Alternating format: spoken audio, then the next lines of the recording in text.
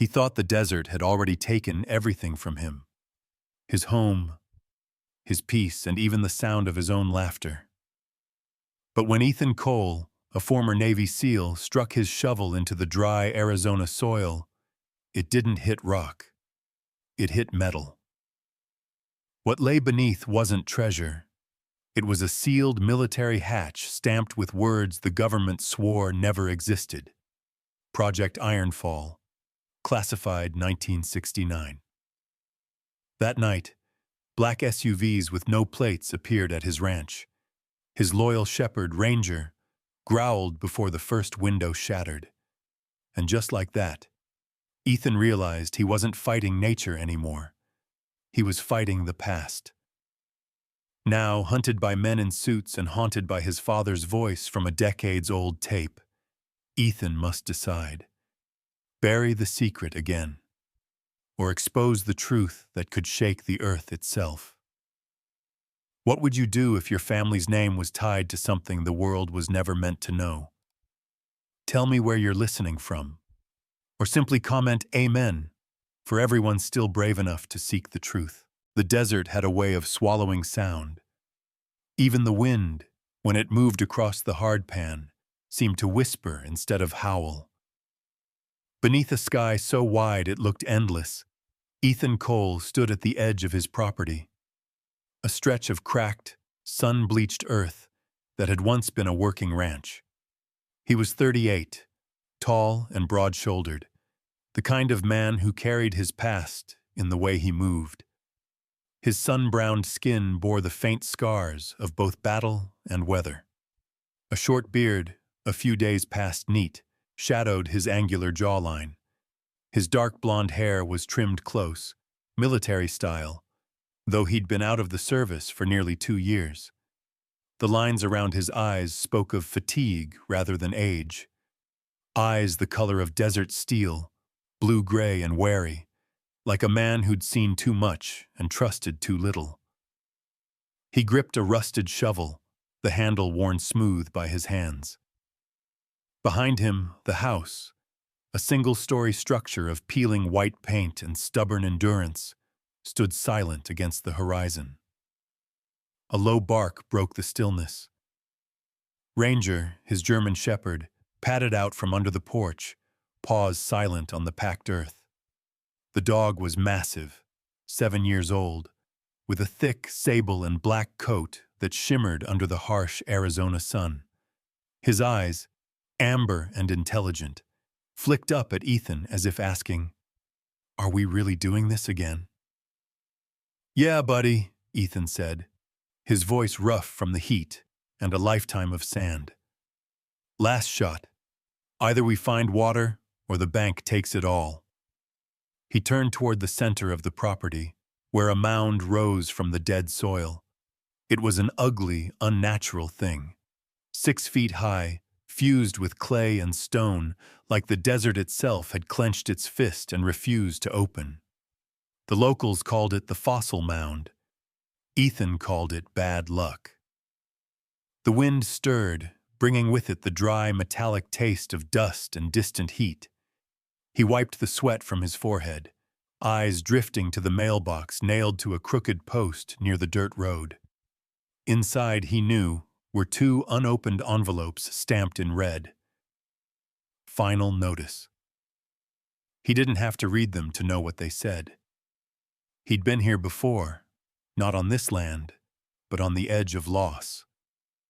Once, in Syria, he'd been part of a SEAL team sent to extract hostages near Aleppo. The mission went sideways. His best friend and K9 partner, Duke, had taken a bullet meant for him. Ethan had carried the dog for 3 miles under gunfire, but Duke died before dawn.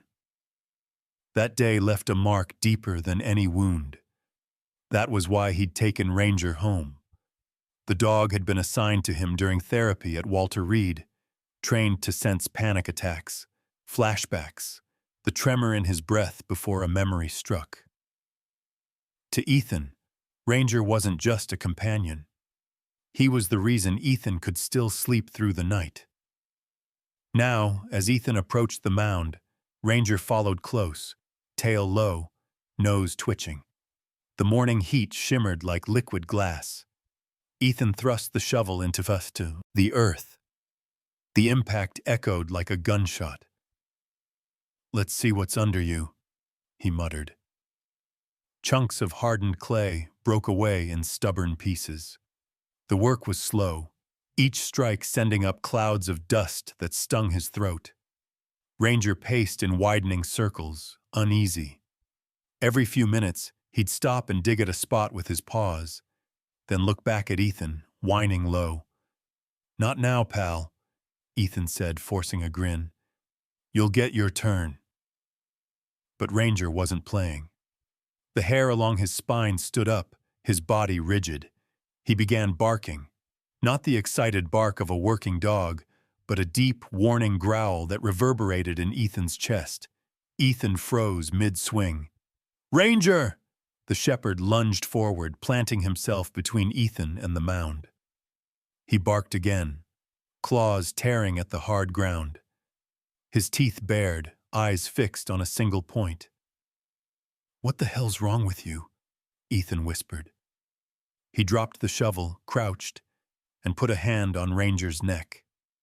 The dog's muscles trembled beneath his touch, every instinct screaming danger. Ethan followed the line of the dog's gaze. The spot was no different from the rest of the mound, except that when he brushed the surface, he felt a strange vibration, almost metallic.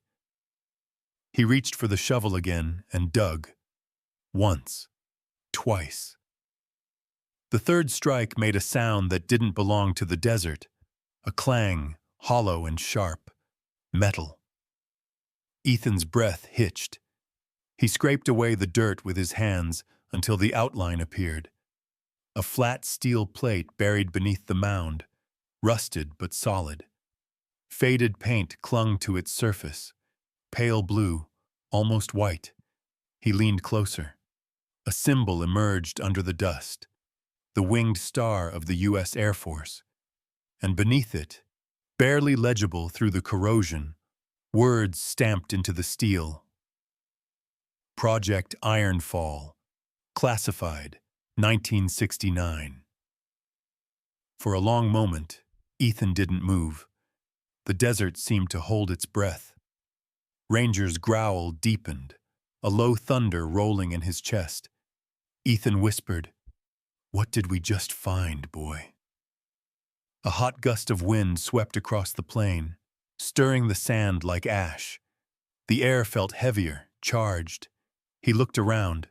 No vehicles, no movement, nothing but the endless horizon. Yet he couldn't shake the sense that something was watching them from below, not above. He stood, brushing the dirt from his hands, his pulse still hammering. He'd seen classified SEALs before, too many in fact. But why here? Why under his land? He remembered the old rancher who sold him this property 3 years ago. Harold Benton, a wiry man in his late 70s with a sun-leathered face and eyes that had seen too many summers. The man had warned him, half joking, "There's parts of this land that don't like being touched." At the time, Ethan had laughed it off. Now, he wasn't laughing.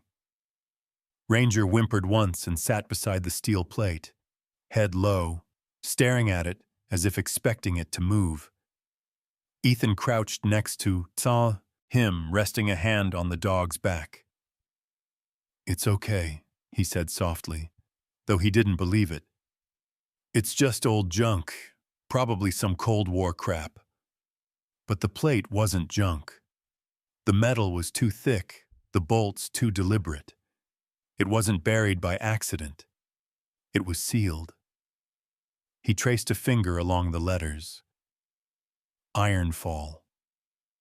The name meant nothing to him, but the year, 1969, pricked at his memory. His father, Samuel Cole, had served in the Air Force that same year before disappearing under classified circumstances. His mother had never been told where or how.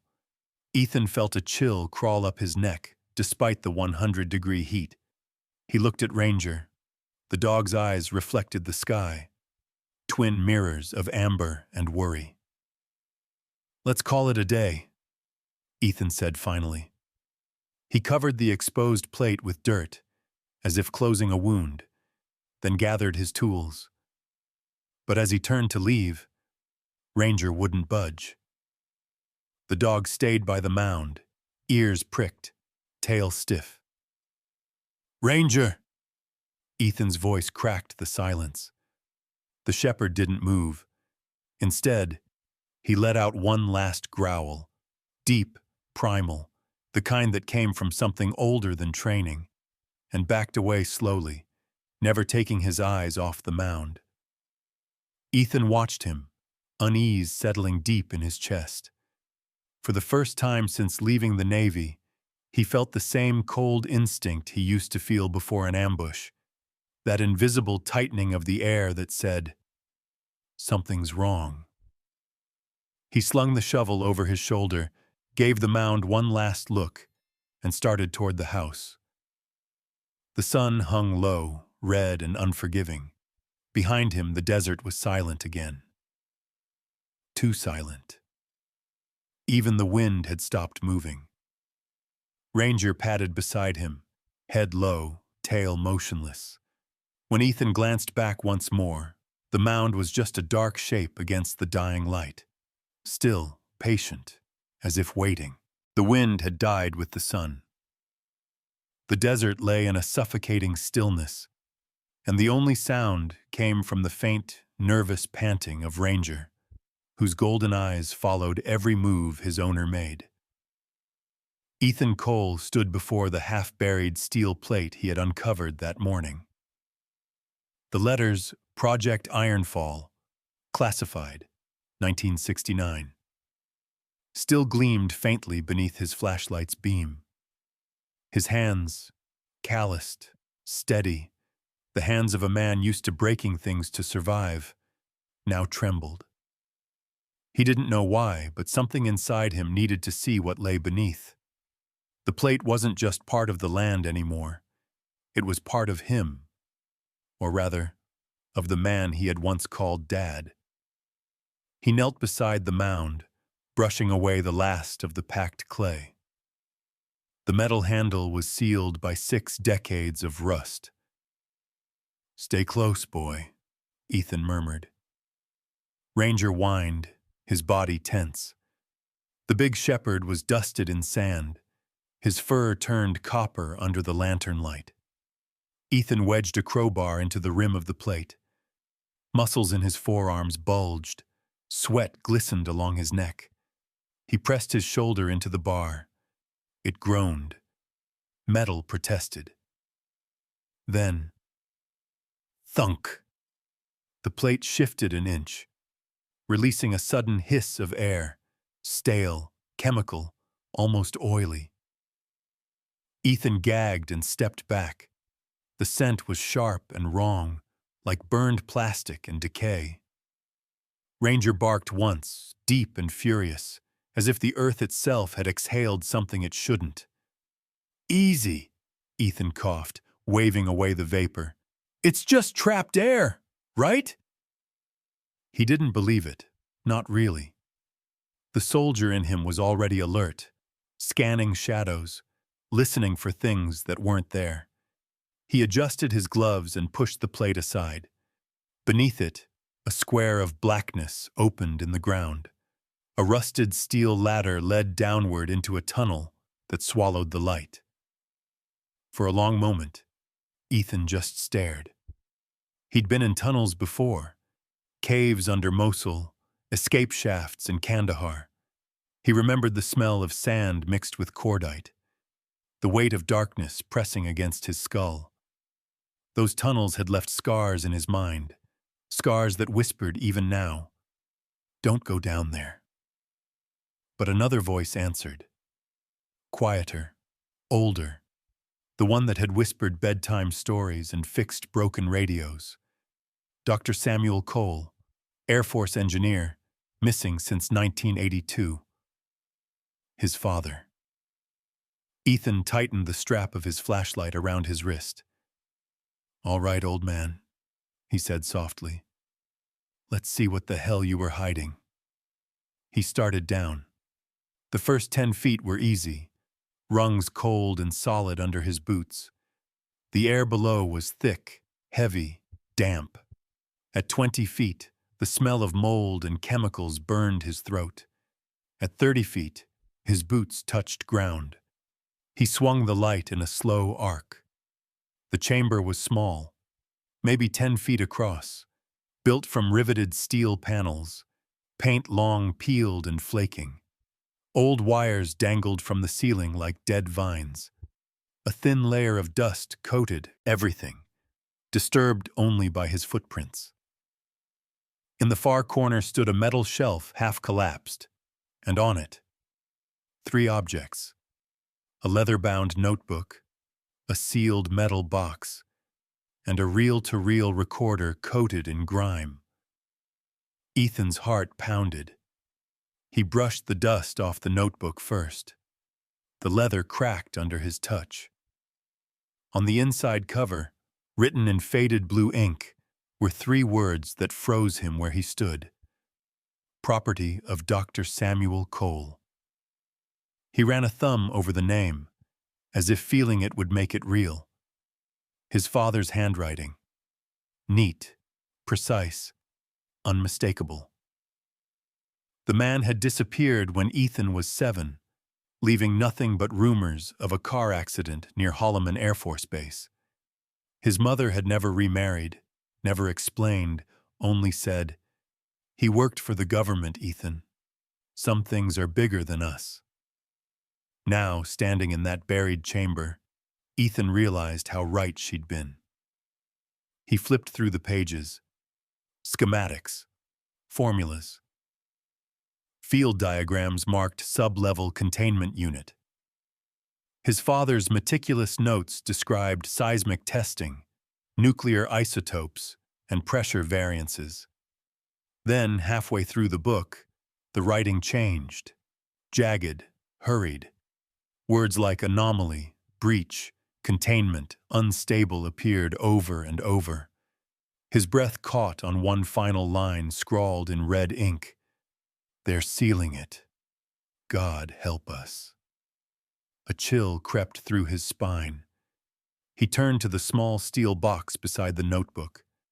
Its latch was rusted shut. He pried it open with his knife. Inside were 3 audio tapes, each labeled by date: June 10th, July 17th, and August 1st, 1969. The last tape had one more note scribbled across the label: "If they say I died of a heart attack, don't believe them." Ethan sat heavily on the floor. For a minute, all he could hear was the slow, rhythmic beat of his heart, and Ranger whining softly above. He swallowed, then reached for the reel-to-reel player. Miraculously, the battery compartment still held corroded D-cells. He swapped them out for the fresh ones from his flashlight. The machine whirred to life with a faint, mechanical hum. He slid in the first tape, a burst of static, then a voice. Low, calm, unmistakably human. "This is Dr. Samuel Cole, Project Ironfall, test log supplement. They've restricted access to official records, so I'm keeping a personal account. If you're hearing this, it's already too late." Ethan's throat tightened. "We were told Ironfall would stabilize fault lines through low-yield detonations. Seismic control, they said. What we found instead..." The voice faltered, static cutting through. "It woke something in the rock. Radiation levels are inconsistent, almost intelligent. It's not decay. It's movement. Pulsing." A long pause, then softer. "They're going to bury it, along with anyone who knows. If they say I died of a heart attack, don't believe them. They're coming." The tape clicked, then spun in silence. Ethan sat frozen. His breath came in shallow bursts. His flashlight beam trembled on the wall. He stopped the machine, his mind reeling. The government, his father, the land, the buried bunker, all of it tied together like a knot that had been waiting 50 years for him to pull. He packed the notebook and tapes into his backpack. He needed air. When he climbed back to the surface, the desert night had deepened. The stars burned white and close like they were leaning in to listen. Ranger ran to him the moment his boots hit dirt, tail low, whining. Ethan knelt and scratched behind the dog's ear. "I know, buddy. I know." He looked back at the hole, now yawning wide and dark. A wave of unease rolled through him. He slid the steel plate back into place, sealing the blackness below. The clang echoed too long, like the sound was traveling down a tunnel that didn't end. He covered the hatch with sand, tamped it down with his boots, and stood staring. In the distance, lightning flickered. Dry, heat-borne, the kind that came without rain. The desert smelled like ozone and secrets. Ethan exhaled. He was shaking, but it wasn't fear anymore. It was anger. Anger that his father had died alone. That he'd been lied to his whole life. That his home, the land he'd fought to save, sat on top of a government tomb. He turned back toward the house. Ranger followed close, silent now, as if he too understood something had shifted in the world. As Ethan reached the porch, he looked once more toward the mound. The steel beneath it seemed to hum faintly, as if something inside had heard him and was awake again. The desert was quiet again. Too quiet for Ethan's liking. The night air carried a dry chill, the kind that made wood creak and nerves twitch. He sat by the window of his small ranch house, a shotgun leaning against the wall, and stared out across the dark stretch of dirt road. Ranger lay at his feet, eyes open, head resting on his paws. The German shepherd wasn't sleeping. His ears flicked with every small sound, the rustle of sagebrush, the shifting of wind. Ethan's body was tired, but his mind ran like a machine. He kept replaying the words from the tape, his father's trembling voice, the way it had cracked when he said, "They're coming." He had spent hours after midnight sealing the hatch again, covering it with dirt until it vanished back into the earth. Yet the unease wouldn't leave him. Then, at 2:13 a.m., headlights cut across the horizon. 2 beams, moving slow. Ethan straightened, heart hammering. The vehicle rolled down his long driveway. A black SUV, no plates, windows tinted so dark they swallowed the moonlight. It came to a stop 10 yards from his porch. Ranger's growl rumbled through the floorboards. Ethan whispered, "Stay." The engine idled for a few seconds, then cut off.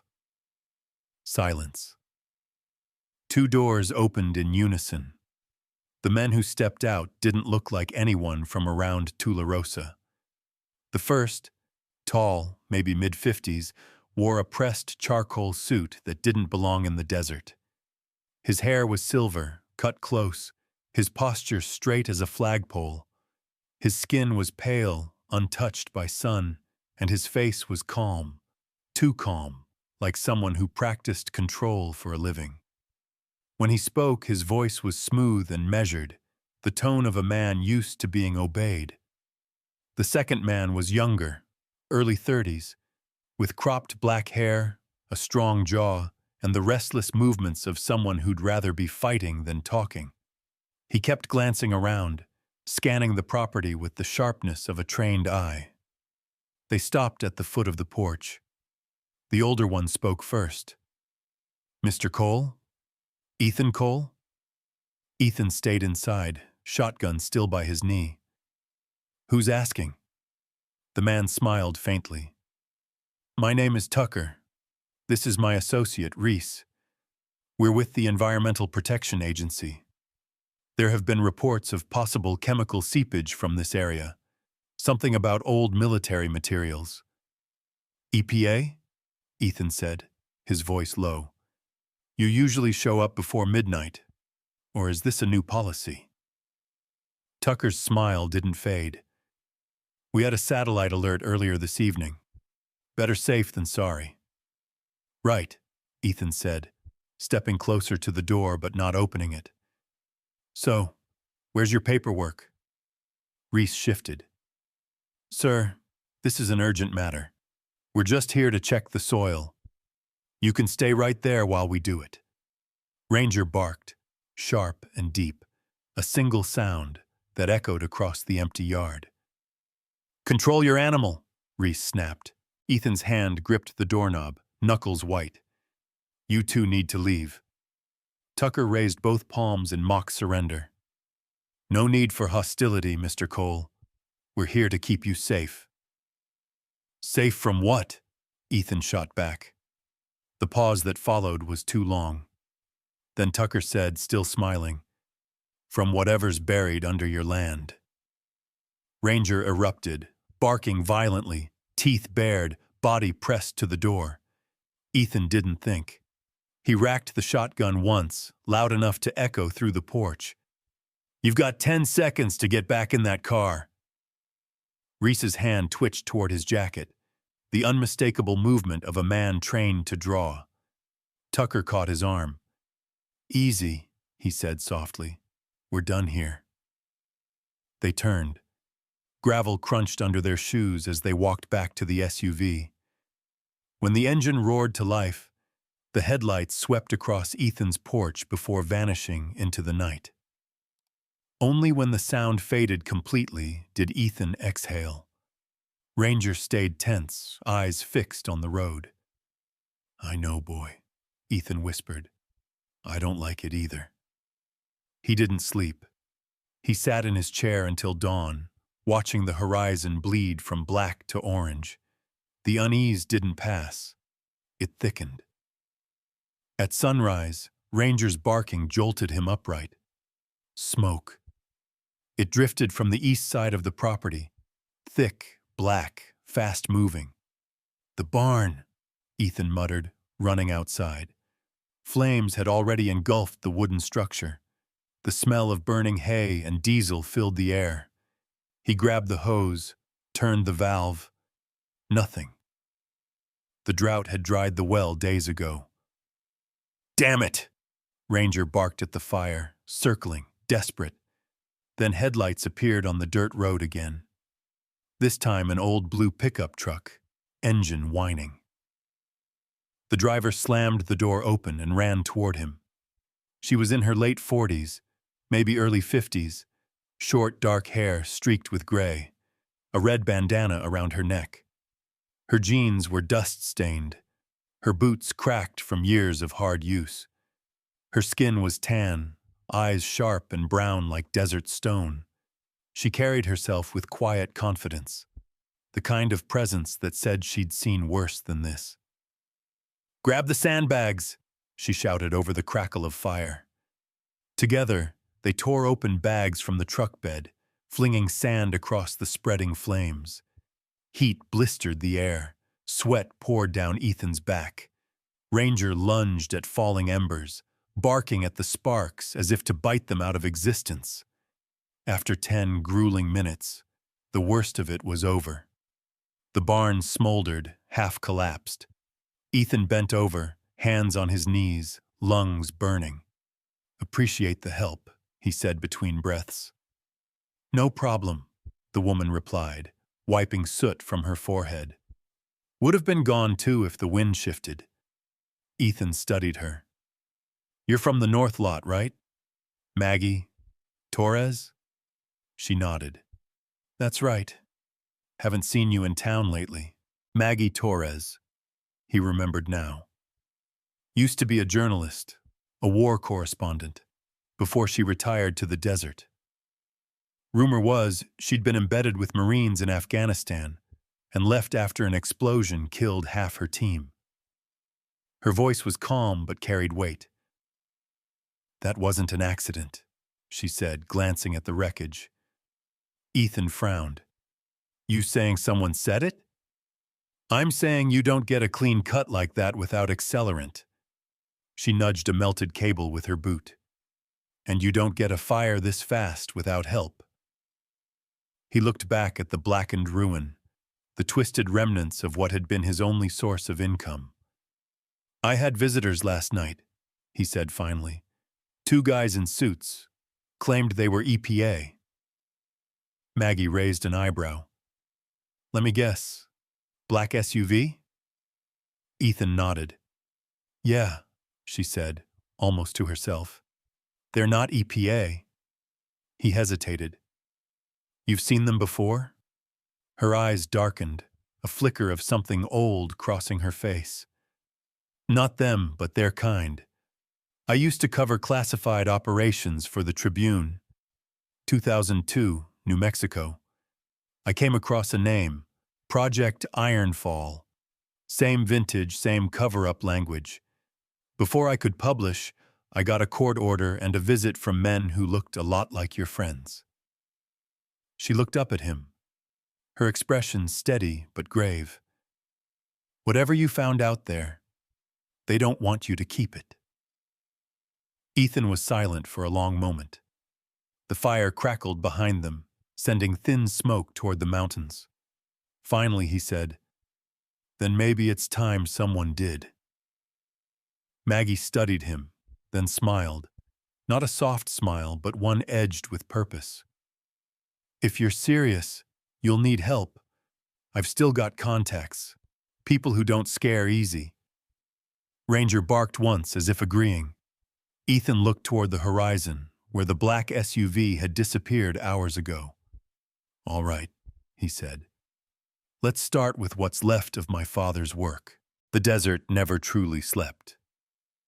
Even at night, it breathed. Slow, heavy, full of hidden murmurs beneath the sand. Inside the dim glow of Ethan's ranch house, a single lamp burned over the kitchen table. On it lay the 3 tapes and his father's notebook, surrounded by empty coffee mugs and scattered sheets of notes. Ethan sat with his elbows on the table, fatigue weighing in his eyes. He had the solid, wiry look of a man who could survive anything but peace. His forearms, scarred from years in combat, rested beside the reel-to-reel player. The low mechanical hum of the machine filled the silence, spinning one of the tapes slowly. Across from him sat Maggie Torres, sleeves rolled up, glasses perched halfway down her nose. The flickering lamplight caught the sharp lines of her face, the kind carved by wind, time, and war. There was a tired beauty about her, the kind born not of ease but endurance. Her short, dark hair was pulled back messily, exposing a small scar above her temple. A gift, she once said, from a roadside bomb in Helmand Province. Ranger lay near the door, head on his paws, alert even in rest. His ears twitched with every pop from the fire, every whisper of wind outside. The room smelled faintly of burnt wood from the fire that had destroyed the barn.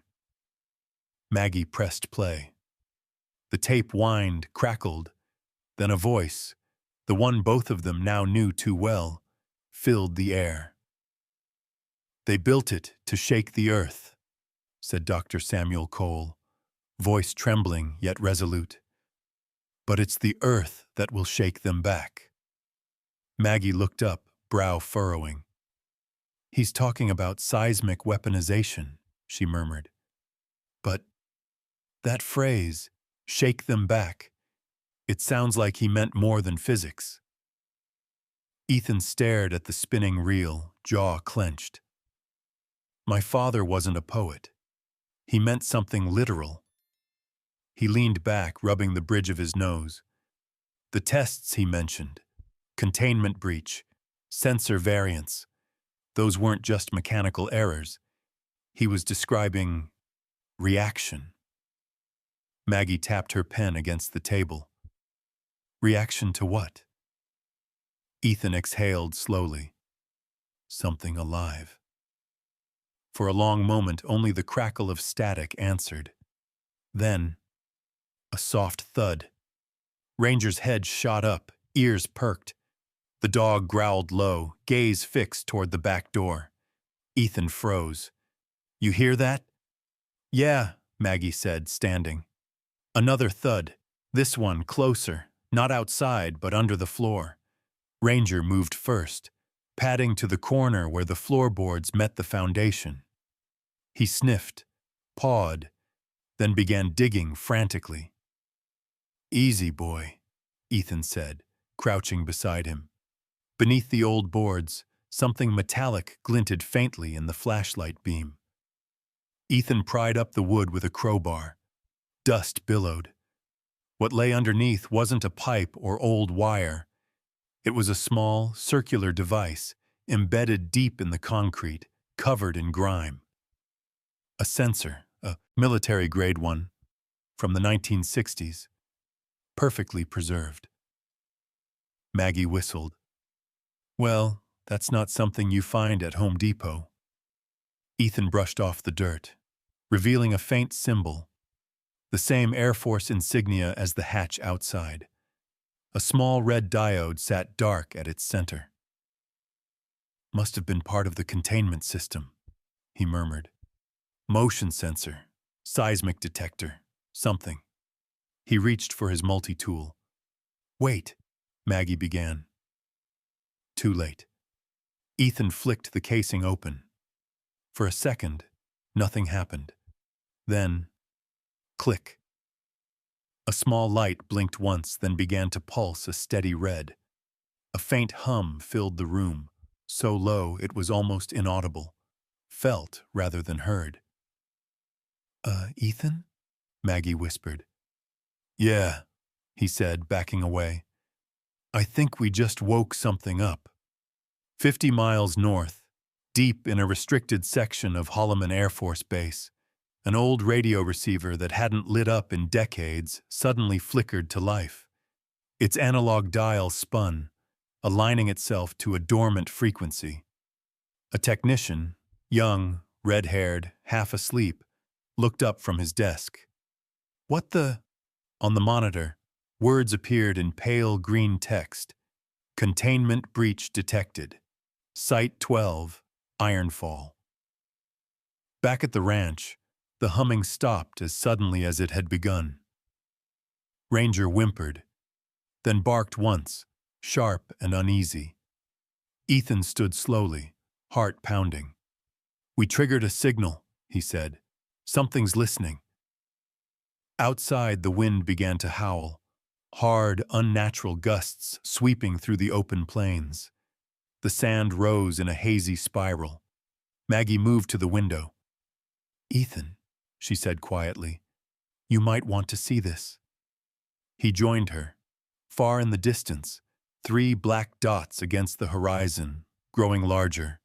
Helicopters, unmarked, flying low and fast. They're not wasting time, Maggie muttered. That's military formation. Ethan's pulse quickened. Grab the tapes.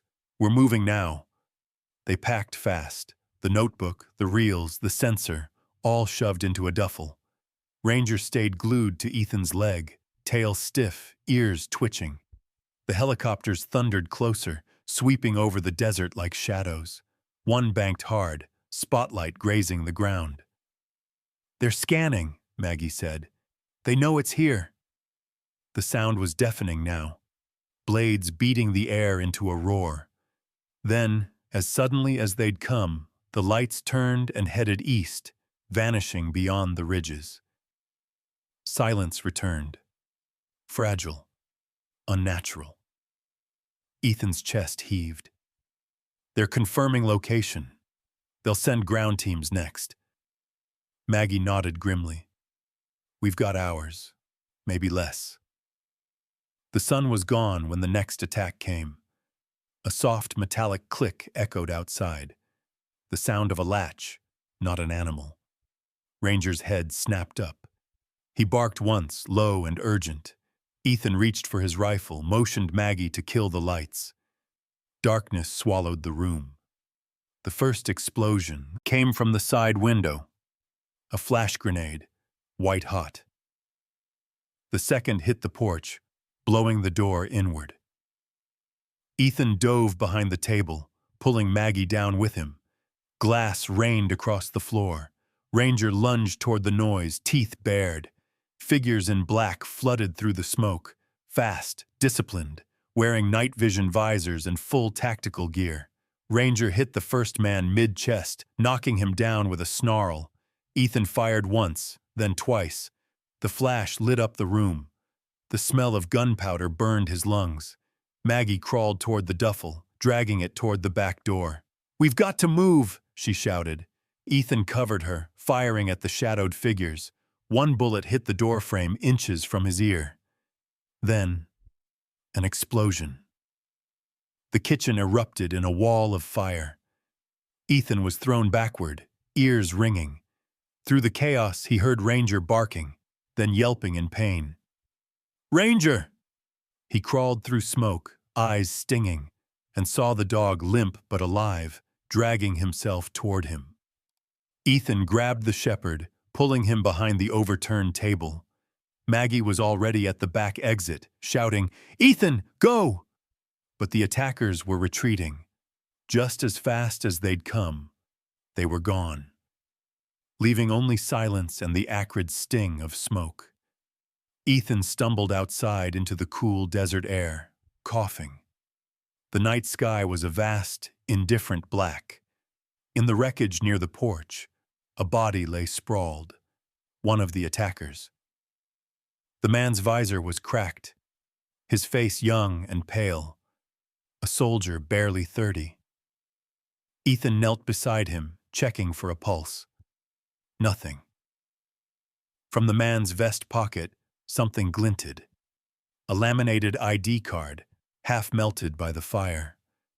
Ethan pulled it out, squinting at the faded print. Ethelred Dynamics, Federal Defense Contractor. Maggie came to stand beside him, dirt and soot streaking her face. "You ever heard of them?" Ethan stared at the logo, a red triangle wrapped around a steel serpent. "No," he said quietly, "but my father warned me about people like them." Ranger limped to his side, tail barely moving, eyes still alert despite the pain. Ethan rubbed the dog's head. "You did good, boy." The wind carried smoke eastward, into the endless desert. The horizon glowed faintly where the helicopters had gone. "They built it to shake the earth," Maggie whispered, repeating the line from the tape. "And now they're the ones trembling." Ethan nodded, eyes hard. "Not yet," he said, "but they will." The morning after the attack, the desert was scarred. Smoke hung low over the horizon like a bruise that refused to fade. Ethan's ranch, what was left of it, stood silent under the ruthless Arizona sun. Charred boards, shattered glass, blackened soil. The air smelled of dust, gasoline, and burnt truth. Ethan Cole stood among the wreckage, his face streaked with soot and exhaustion. His once steady hands now trembled slightly as he lifted Ranger's injured paw to clean it. The shepherd, though limping, stayed calm under his touch. His fur, usually dark and sleek, was now matted with ash, and a cut near his shoulder had dried to a thin crimson line. Yet the dog's amber eyes held the same steady fire as always, unwavering, loyal. Maggie Torres appeared from behind what remained of the barn, carrying a metal case. She wore a dusty brown jacket now torn at the elbow, her face marked with fresh cuts, but her composure never faltered. The gray streaks in her hair caught the light like threads of silver. "You're not going to like this," she said, setting the case down beside him. Ethan looked up, one eyebrow raised. "What now?" "It's a tracking unit," she said, prying it open with her knife. Inside lay a small black transponder, still blinking faintly. "Hidden in one of your walls. They knew exactly where to find you." Ethan's jaw tightened. "Ethelred Dynamics. They planted it before last night." "Or before you even bought the place," Maggie countered. "They probably tagged this land decades ago when Ironfall was sealed."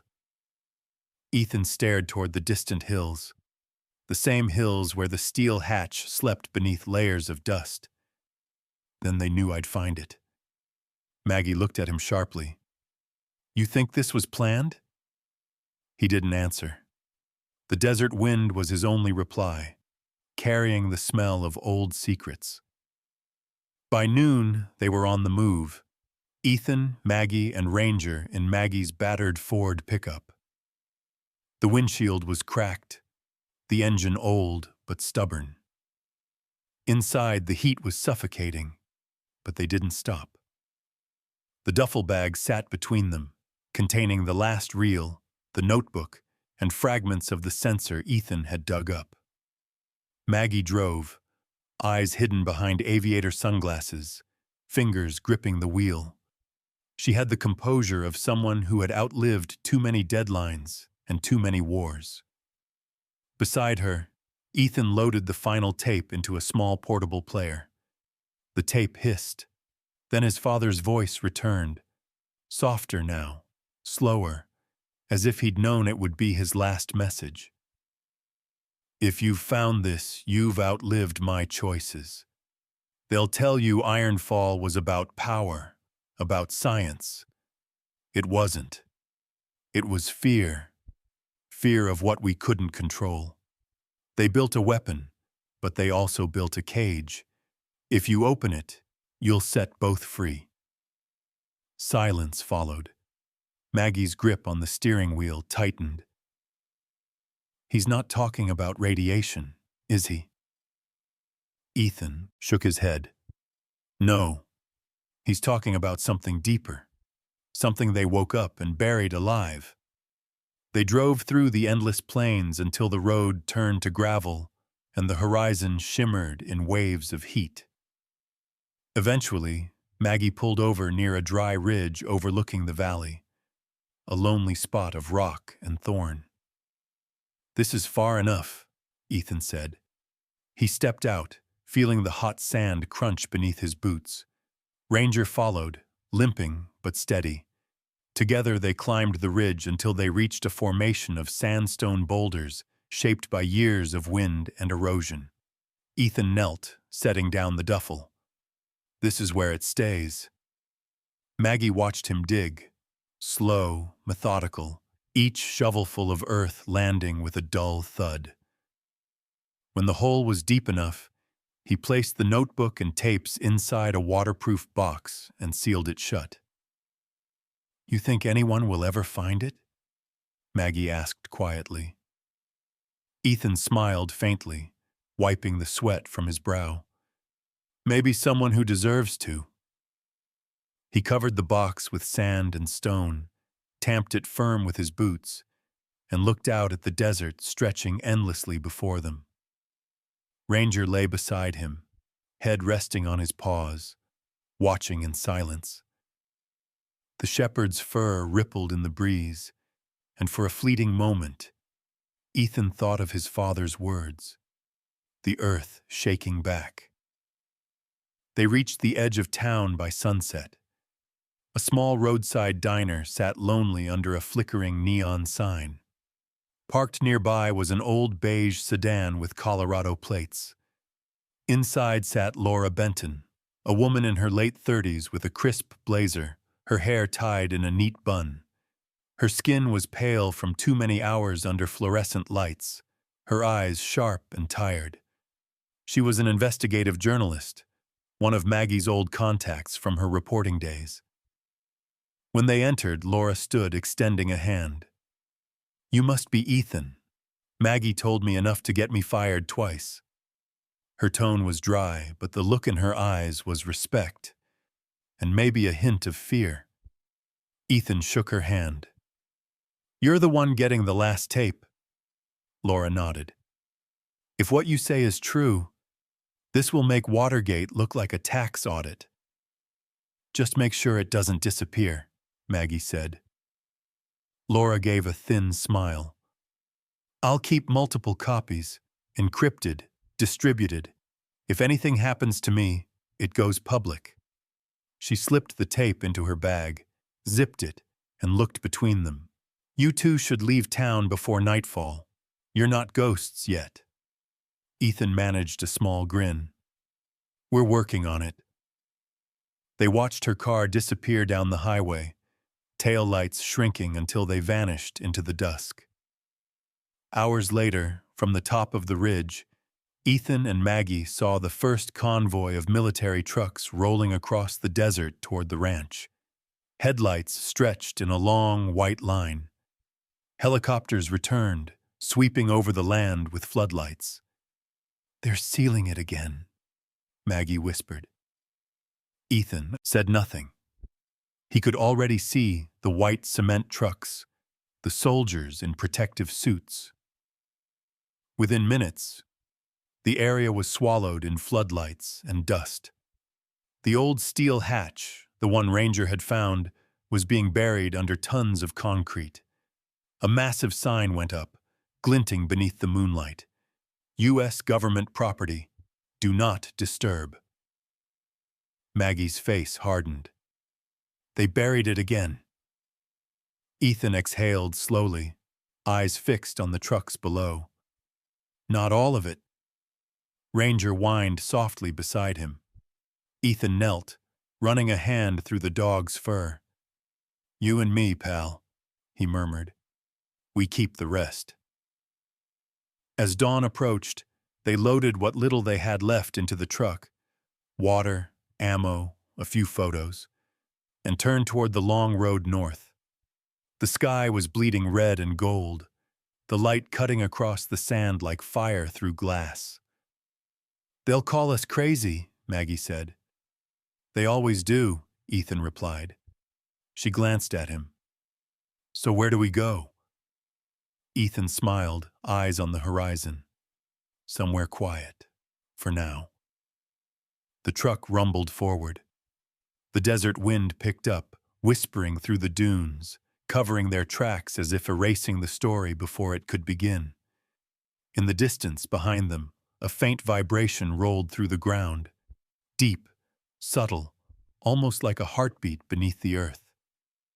Ranger lifted his head, ears twitching. Ethan looked back once, his face unreadable. "They tried to bury the past," he said softly, "but sometimes the past buries them back." The camera of imagination would linger on his face a moment longer, his reflection flickering in the cracked mirror of the truck as they disappeared into the blazing horizon, leaving only dust and the unending hum beneath the desert floor.